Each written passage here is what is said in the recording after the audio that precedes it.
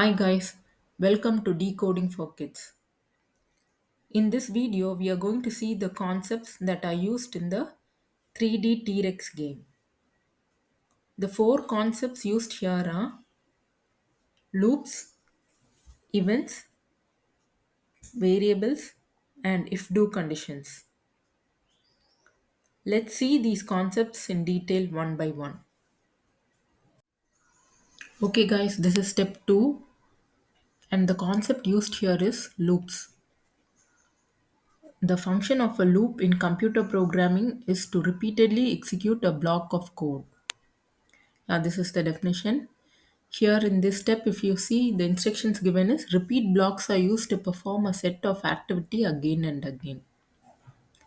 Use the forever block to make the Dino move continuously while you play the game. Here this is the forever block and using this block we are going to move the Dino forward continuously. So I'm placing it over here and placing this block inside the forever loop. So now if I click the run button, you can see the Dino moving continuously. See if you click here, this is the actual code. If you want, you can have a look at it. It is written using Java.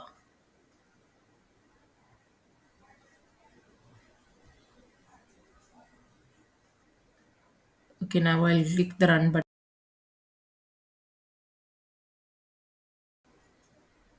That's it. This is step 3 and the concept used here is events. Here events are nothing but an action that causes something to happen. They are mini programs on their own. This is the definition. And here if you see the instructions given here is make the Dino jump up when you press the space key on your keyboard.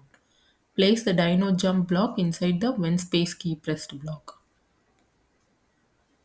Here the event is the when we press the space key, your Dino is going to jump. This is the event that is taking place here. So now I will place the Dino jump block inside the when space key pressed. And when your Dino is jumping, at the background, a jump sound must be heard. So now if I click the run button, you can see the Dino jumping when I press the space key.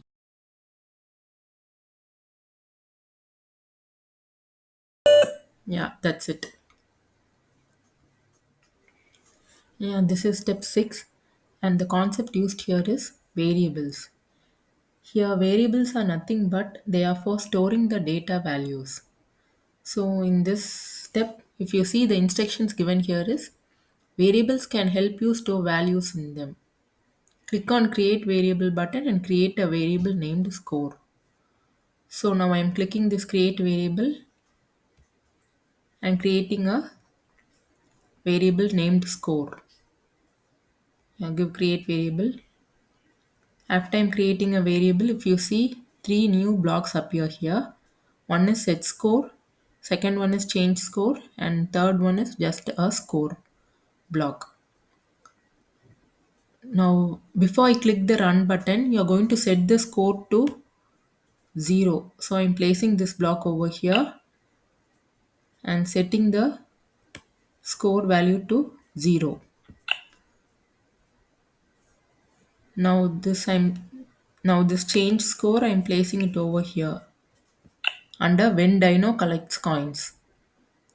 So when your Dino is moving forward and collecting coins, the score will increase by 1 as the Dino collects the coins. So now if I click the run button, you can see the score appearing on the top and increasing by 1 as the Dino collects the coins.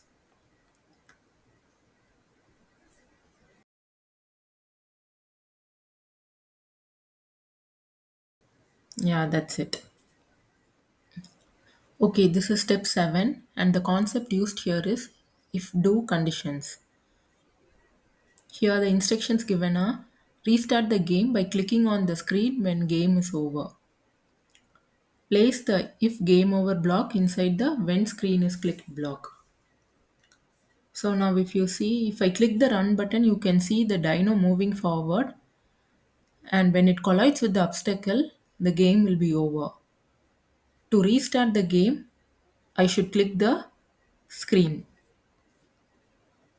So inside the when screen is clicked block, I am placing this conditions. If the game is over, what it should do means restart the game. So I'm placing the restart game block inside here.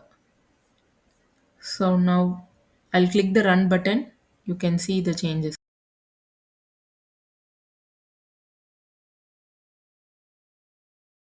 So the game got restarted.